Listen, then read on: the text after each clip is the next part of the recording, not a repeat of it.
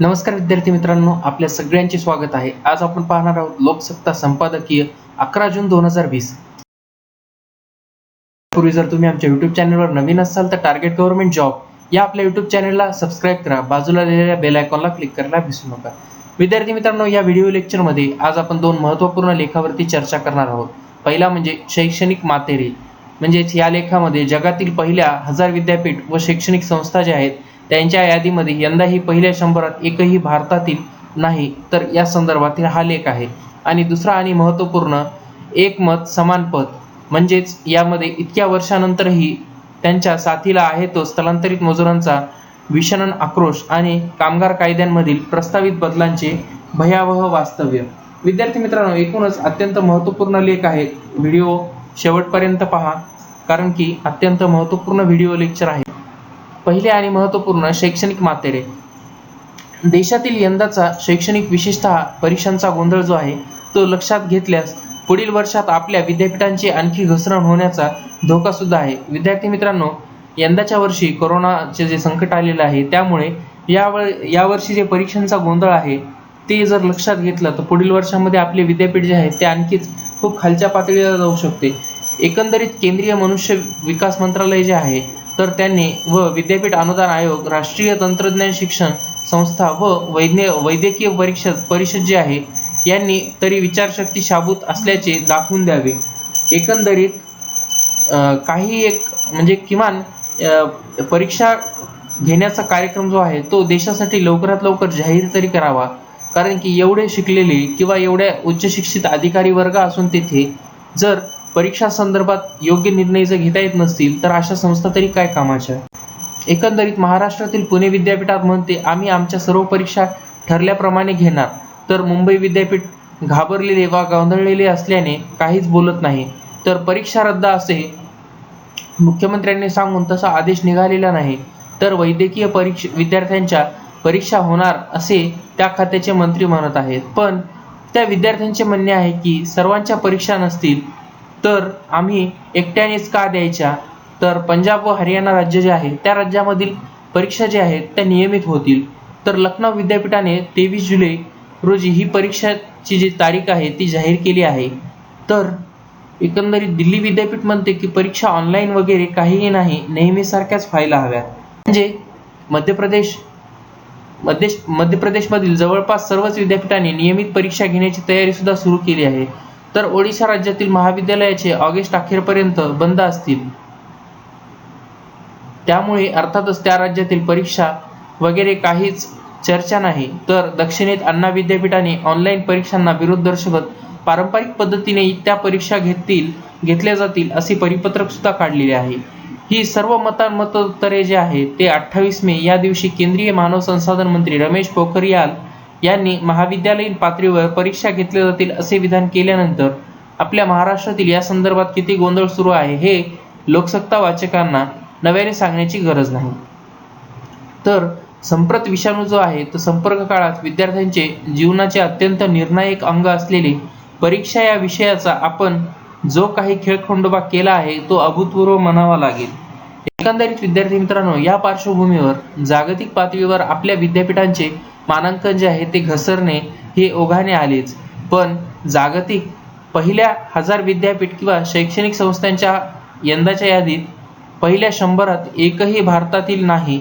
नुकत्याच जाहीर केलेल्या वर्ल्ड युनिव्हर्सिटी रँकिंगमध्ये भारतातील जवळपास विद्यापीठ, शिक्षण संस्था व तंत्र विद्यापीठे आदींची घसरण झाली असल्याचे दिसते आहे. तर यातील वेदनादायी बाब ही अशी की दिल्ली, चेन्नई, खरगपूर, बेंगलोर या IITंचीही श्रेणी कित्येक पटींनी कमी झालेली आहे. तर भारतातील 10 संस्था निवडून ज्या आहेत त्यांच्या कामगिरीच्या आधारे त्यांना इन्स्टिट्यूट ऑफ एमिनन्स असा विशेष दर्जा द्यायचा आहे की पंतप्रधान मोदी यांची कल्पना. त्याचप्रमाणे गेल्या वर्षी संस्थांची निवड सुद्धा झाली आहे. तर त्यात काही नव्याने सुरू झालेल्या जे संस्था व सुरूच न झालेल्या संस्थांचाही समावेश असल्याचे वाद झाला आहे. तथापि आपल्या सरकारने निवडलेल्या या कथित इन्स्टिट्यूट ज्या आहेत, इन्स्टिट्यूट ऑफ एमिनन्स, याचा दर्जा जो आहे तो आंतरराष्ट्रीय मोजमापात घसरल्याचे आढळून आलेले आहे. म्हणजे त्याचा या आंतरराष्ट्रीय मानांकनात घसरणच झाली आहे. एकंदरीत म्हणजे अशा प्रकारचे जर होत असतील तर मूल्यांकन तरी ठेवायचे तरी कशाला, हा प्रश्न उपस्थित व्हायला पाहिजे. तर Delhi Vidyapeeth, Hyderabad central university, Manipal academy of higher education, BITS Pilani नावाने लोकप्रिय असलेली Birla institute of technology, Anna university आणि वेलोराचे विख्यात VIT आदी संस्थांनी केंद्र सरकारच्या यानुसार विशेष दर्जा दिला आहे, पण त्यांचाही दर्जा यंदा या यादीमध्ये घसरल्याचे दिसून येत आहे. एकंदरीत विद्यार्थी मित्रांनो, गत साली 1000 दर्जेदार विद्यापीठांच्या क्रमवारीमध्ये भारतातील 25 संस्थांचा समावेश होता, तर यंदा त्यापैकी केवळ 4 गळाल्यात. आता फक्त 21 विद्यापीठे आहेत. तर त्यातील महाराष्ट्रासाठी जे आहे त्यातील आनंदाची बाब म्हणजे मुंबई स्थित IIT ने मात्र आपले स्थान जे आहे ते कायम राखले आहे. कारण की बेंगळुरूची भारताची विज्ञान संस्था जी आहे तिने सुद्धा मुंबई IITच्या पावलावर पाऊल ठेवून जगातील सर्वोत्तम 100 ज्या पहिल्या 3 अर्थातच MIT, स्टॅनफोर्ड आणि हार्वर्ड ही अमेरिकेची विद्यापीठ आहे. तर आपल्या देशातील एकही संस्था या 1000 पैकी पहिल्या 100 नसली तरीही त्यात चीन आणि तिजभर दक्षिण कोरियाच्या प्रत्येकी 6 विद्यापीठ आहेत. ही बाब आपल्यासाठी पुरेशी वेदनादायक आहे. विद्यार्थी मित्रांनो, एकंदरीत म्हणजे आपले विद्यापीठ नाहीत पण दुसऱ्या देशाचे आहेत. एकंदरीत आपली शैक्षणिक प्रणाली काय करत आहे आणि सरकार काय करत आहे हे यावरून आपल्याला लक्षात यायला पाहिजे.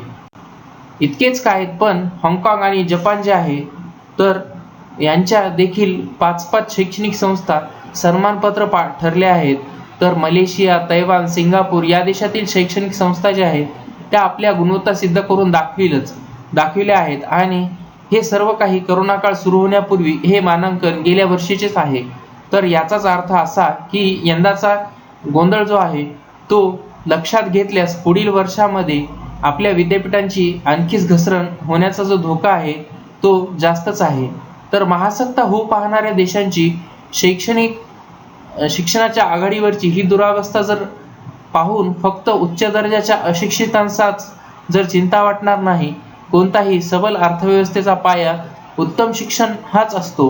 तो मजबूत असेल तर डोनाल्ड ट्रम्प यांच्यासारखी व्यक्ती सर्वोच्च सत्तापदी आली तरीही देशाचा अभ्यास जो आहे तो इजा पोहोचत नाही. विद्यार्थी मित्रांनो, अमेरिकेकडे पाहूनच कळावे त्या तुलनेमध्ये जागतिक दर्जाच्या राहिलेच दूर, पण किमान आशियाई दर्जाचे शिक्षण संस्थाही आपण निर्माण करू शकत नसल्या तर आपल्या सारखे कर्मदरिद्री फक्त आपणच.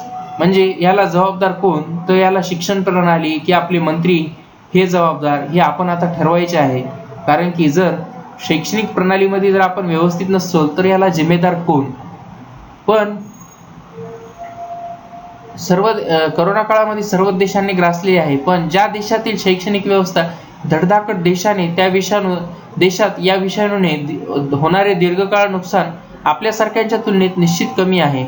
एकंदरीत करोनाने मोडलेले असतानाही जगातील अनेक प्रगत देश जे आहेत ते आहेतच की ज्यांनी शिक्षणाची हेळसांड होणार नाही याची जबाबदारी घेतली आहे. तर एकतर प्राथमिक माध्यमिक शाळा करोनापायी सरसकट बंद करण्याचा वेडवटपणा करणारे देश तर कमीच असतील. म्हणजेच आपल्या देशामध्ये आता आपण पाहिलेलं आहे की लॉकडाऊनच्या काळामध्ये ज्या गोष्टी सुरू करायला पाहिजे होत्या, जसे की शाळा, ग्रंथालय, त्याच्यानंतर विविध शैक्षणिक बाबी सुरू करायला पाहिजे होत्या, तर आपल्या देशामध्ये केवळ दारूचे दुकानं, मद्यप्राशन करण्याचे जे हे आहेत कारखाने वगैरे आहेत त्या सुरू करण्यासाठी सरकार पुढाकार घेत आहे. म्हणजे सरकार जे आहे ते कोणत्या दिशेला जात आहे हे आपण लक्ष द्यायला पाहिजे. विद्यार्थी मित्रांनो, एकंदरीत ज्यांनी तो केला आहे त्यांनी आपली चूक लवकरात लवकर सुधारली आणि शाळा सुरू केल्या, तर आपल्याकडे त्याचा तर पत्ताच नाही. आणि वर हा परीक्षांचा निर्लज्ज गोंधळ, त्याचे गांभीर्य समजण्या इतकेही आपली पात्रता नसेल, तर आपल्या विद्यार्थ्यांना बृहस्पती जरी आला तरीही वाचू शकणार नाही.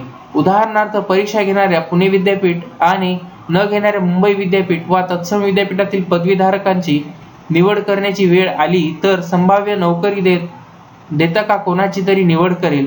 तर अंतिम वर्षाच्या वैद्यकीय विद्यार्थ्यांची समजा परीक्षा झाली नाही तर उद्या डॉक्टर म्हणून गळ्यात स्टेथोस्कोप लटकवणाऱ्या या वैद्यकीयांच्या हाती आपला जीव कोणाच्या भरोशावर द्यायचा, तीच बाब अभियंते आदींबद्दल आहे. एकंदरीत या परीक्षा शून्य विद्यार्थ्याकडून कोणत्याही दर्जाचे पूल बांधले जातील आणि काय दर्जाचे अभियांत्रिकी काम हे विद्यार्थी करतील. या विद्यार्थ्यातील अनेक जणांना परदेशी उच्च शिक्षणात जाण्याची आस असेल, पण ते परदेशी विद्यापीठांना काय सांगणार की आमची अंतिम वर्षाची परीक्षा झाली नाही म्हणूनच सर्वच आपोआप उत्तीर्ण, ते ठीक, पण उद्या हे सर्व फुकटे पदवीधर किंवा पदव्युत्तर अभ्यासक्रमाच्या रांगेत उभे राहिले तर त्यातील बरे वाईट कोण हे कसे ठरणार. एकंदरीत एकाच राज्यात एक विद्यापीठ म्हणते की वर्षाच्या परीक्षा घेणार आणि दुसरे त्यास तयार नाही. तीच परिस्थिती देशातील अन्य राज्यांमध्ये जवळपास विद्यापीठांच्याही अशाच, म्हणजे एक किमान शहाणपण दाखवून देतील. तीत बदल केला नाही तर एका देशामध्ये एकाच पदवीतून नवीन जात व्यवस्था तयार होईल. हा धोकाही सत्ताधीशांना कळू नये का. विद्यार्थी मित्रांनो, तसा तो कळत असेल तर केंद्रीय मनुष्यबळ मंत्री ज्या म्हणजे विकास मंत्रालय जे आहे किंवा विद्यापीठ अनुदान आयोग, तर राष्ट्रीय तंत्रशिक्षण संस्था, वैद्यकीय परिषद अशा महत्त्वाच्या संस्थांनी तरी पाठीचा कणा जो आहे तो विचारशक्ती साबूत असल्याचे दाखवून द्यावे एकंदरीत, आणि काही एक किमान परीक्षा कार्यक्रम देशासाठी लवकरात लवकर जाहीर करावा. साध्या परीक्षा आपल्याला घेता आल्या नाहीत तर यंदाचे शैक्षणिक वर्ष जे आहे ते काही मात्र होईल याच्यासाठी उद्याची पिढी आपल्याला माफ करणार नाही, याबद्दल सुद्धा विचार करायला पाहिजे विद्यार्थी मित्रांनो. जर असे होत असेल तर शैक्षणिक म्हणजे गुणवत्ता जर घसरत असेल तर परीक्षा घ्यायच्या किंवा नाही हे सुद्धा ठरवायला पाहिजे. एकंदरीत दुसरा आणि महत्त्वपूर्ण लेख, एक मत समान पद. विद्यार्थी मित्रांनो, इतक्या वर्षानंतरही त्यांच्या साथीला आला आहे तो स्थलांतरित मजुरांचा विषणन आक्रोश व कामगार कायद्यांमधील प्रस्तावित बदलांचे भयावह वास्तव्य. एकंदरीत विद्यार्थी मित्रांनो, नागरिक समाज व राज्यसंस्थांनी त्यांच्या समतोल हे म्हणजे त्यांचे त्रागडेच, यात अधिक जबाबदारी कोणाची याविषयी वाद राहिलेच आहेत. पण आजघडीला अन्यायग्रस्तांची बाजू घेण्याऐवजी अन्यायकारक शक्तींच्या वतीने पाशवी बळाचा वापर करून राज्यसंस्था व स्वतःचा नागरिक समाजातील संघर्षाचा भाग बनत आहेत. याबद्दल आपण माहिती घेणारच आहोत. फार वर्षापूर्वीच्या जुन्या काळातील भारतातल्या गरीब कष्टकऱ्यांना म्हणजे ज्या चळवळीची घोषणा केली होती, तर असा काळ जेव्हा निर्माण होईल तेव्हा निव्वळ भारतातच नव्हे तर जगात सर्वत्र उत्तर व दक्षिण गोलार्धातल्या जवळपास निरनिराळे देश जे आहेत त्यामध्ये लोकशाही नामक राजकीय व्यवस्थेत काही एक सदन जे आहे ते भविष्यलक्षी गुंतवणूक केली गेली आहे. एकंदरीत विद्यार्थी मित्रांनो, स्वातंत्र्य मिळाले, मतदानाचा समान राजकीय अधिकार म्हणजेच अमेरिकेसारख्या तथाकथित पुढारलेल्या लोकशाहीतील पुळकसे रक्तरंजित संघर्ष करूनही तर भारतासारख्या तथाकथित मागास लोकशाहीत आश्चर्यकारक प्रगल्भतेने तिच्या जन्माबरोबरच मिळाले आहे. तर आता या व्यवस्थेत आम्हाला आमचे सार्वजनिक अधिकारही मिळवून द्या आणि आमची आर्थिक, सामाजिक आणि सांस्कृतिक पद देखील उंचवू द्या. तशी संधी लोकशाही अवस्थेत आम्हाला मिळाली पाहिजे, अशी वाजवी मागणी जी आहे ते भारतातील बहुसंख्य असणारी गरीब कष्टकरी त्या काळात करू लागले आहेत. हे आपल्याला सुद्धा माहीत आहे. तर सामाजिक आणि आर्थिक क्षेत्रामध्ये लोकशाही तत्वांचा प्रसार झाल्याखेरीज भारत खऱ्या अर्थाने लोकशाही रुजणार नाही, असे डॉक्टर बाबासाहेब आंबेडकर यांनी सुद्धा म्हटले होते. तर लोकशाही व्यवस्थेत मध्यवर्ती असणाऱ्या नागरिकत्वाचा च्या संकल्पनेतून त्यातून खऱ्या अर्थाने विस्तार घडला, तो म्हणजे सामाजिक क्षेत्र. या तत्वाची प्रतिष्ठापना केली जाईल असा विश्वास डॉक्टर बाबासाहेब आंबेडकरांना तेव्हा वाटत होता. त्यांच्या या स्वप्नांना आशय केवत घेणारी जी आहे ती कष्टकरी गरीब लोकांपर्यंत हा आशय सहज पोहोचवणारी एकमत समान पद ही एक सोपी घोषणा. या घोषणेच्या आधारे स्वातंत्र्योत्तर भारत जो आहे तो कष्टकऱ्यांच्या राजकारण्यांच्या पायभरणी ज्यांनी केली त्या मोजक्याच कार्यकर्त्यांपैकी एक म्हणजे डॉक्टर बाबा आढाव. तर विद्यार्थी मित्रांनो, हे व्यक्तिमत्व सुद्धा एक खूप छान व्यक्तिमत्व आहे. तर गेल्या आठवड्यामध्ये बाबा आढाव जे आहेत ते 90 वर्षाचे झाले. तर त्यांच्या आयुष्यात गरिबांचे गरिबांच्या वतीने छोट्या मोठ्या लढण्याचे जिंकल्याचे समाधान त्यांनी असले तरीही आता इतक्या वर्षानंतरही त्यांच्या साथीला तो स्थलांतरित मजुरांचा विषणन आक्रोश आणि कामगार कायद्यामधील प्रस्तावित बदलांचे भयावह वास्तव्य ते आहेच. भारतामधील विषम वर्गावस्तव जो आहे तो हस्तक्षेप करताना हमाल पंचायतीने अंगमेहनत कष्टकरी ही नवीन राजकीय वर्गवारी इथल्या लोकशाही राजकीय व्यवस्थेतून प्रस्थापित करण्याचे प्रयत्न केले आहेत. तर या कष्टकऱ्यांनी प्रतिष्ठा मिळवून देणारी एक नवीन समान पायावरील राजकीय संस्कृती भारतासारख्या नवस्वातंत्र्य लोकशाही देशात रुजवावी यासाठी या राजकारण्याने जमेल तितके प्रयत्न केले आहेत. पण दरम्यानच्या काळात पुलाखालून बरेच पाणी वाहून गेले आहे. गरिबांच्या वतीने लोकशाही व्यवस्थेत हस्तक्षेप करू पाहणाऱ्या चळवळी केवळ भारतातच नव्हे तर जगात सर्वत्र झपाटलेल्या अंगस्तंग झाल्या आहेत. ज्या नागरी समाजाच्या विवेकाच्या भरवशावर चळवळी एक नवीन राजकीय सांस्कृतिक उभारणीची जी स्वप्ने पाहिलेली आहेत त्या नागरी समाजाच्या व सार्वजनिक विवेकाच्या चिरफाळी ओढल्या आहेत. तर ज्या काही थोड्या प्रमाणात प्रामाणिक स्वयंसेवी संस्था संधी कोपऱ्यात काम करत होत्या असतीलच त्यांची देखील नव्या लोकशाही व्यवस्थेत आतापर्यंत गळा घोटला गेला आहे आणि नागरिकत्वाच्या संकल्पनेचा सामाजिक क्षेत्रात अपेक्षित विस्तार घडविण्याऐवजी या तत्वांचा संकोच घडून नागरिक सुद्धा विरुद्ध राज्यसंस्था अशा लढ्याला जागोजोगी पेटले आहेत. विद्यार्थी मित्रांनो, लोकशाही राजकीय संस्कृतीचा एक प्रगल्भ आश्वासक वाटचाल घडण्याऐवजी तिचा उलट प्रवास घडून उरली सुरली लोकशाही व्यवस्था धोक्यात आली आहे. तर अशा परिस्थितीत समान पद तर सोडाच पण अस्तित्वासाठी देखील निव्वळ अंकखेरीज जगभरातील वंचित गरिबांच्या हाती कोणतेच बळ उरलेले नाही ही खेदाची बाब आहे. विद्यार्थी मित्रांनो, दंडशक्ती आणि राजकीय संस्कृती तर निव्वळ व्हिसा पासपोर्ट जन्मदाखल्यांच्या पलीकडे म्हणजे तंत्रज्ञतेपलीकडे विचार केला तर नागरिकत्वाची ही संकल्पना लोकशाही मूल्य चौकटीत एक मध्यवर्ती संकल्पना आहे. तर व्यक्ती आणि समाज आणि राज्यसंस्था अशा तीन अक्षांमधून त्यांच्यातील परस्पर संबंधातून लोकशाही व्यवहार साकारतो. तो या व्यवहाराच्या नागरिकांना वळण लावण्याचे अधिकार जे आहे ते राज्यसंस्थेला मिळतात. एकंदरीत तसेच नागरिक समाजाकडून जर व्यक्तीवर अन्याय होत असतील तर त्यांचे नागरिक म्हणून रक्षण करायचे म्हणजेच नागरी समाजाला वळण लावण्याचे अधिकारही राज्यसंस्थेला मिळतात.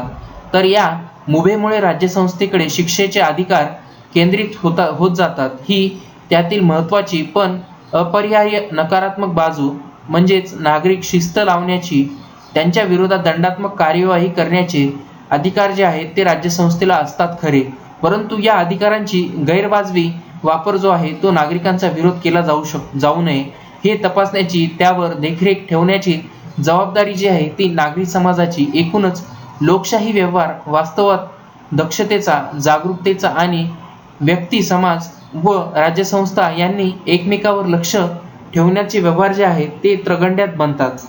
तर हा व्यवहार जो आहे तो शत्रुभावी न बनता खेळीमाळीचा राहावा यासाठी लोकशाही, स्वातंत्र्य, समता, बंधुता आदी ज्या आहेत त्या मूल्य चौकटी किंवा जिल्हा ढोबळमानाने लोकशाही राजकीय संस्कृती मानली जाते ती चौकट मदत करते. तर लोकशाहीमध्ये राज्यसंस्थेच्या कामकाजाला आणि म्हणून तिच्या मार्फत नागरिकांना केल्या जाणाऱ्या शिक्षेलाही अधिक मान्यता मिळते.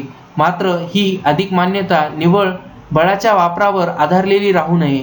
तर यासाठी नागरी समाज आणि एकंदरीत लोकशाही वातावरण राजकीय सांस्कृतिक मदत करते.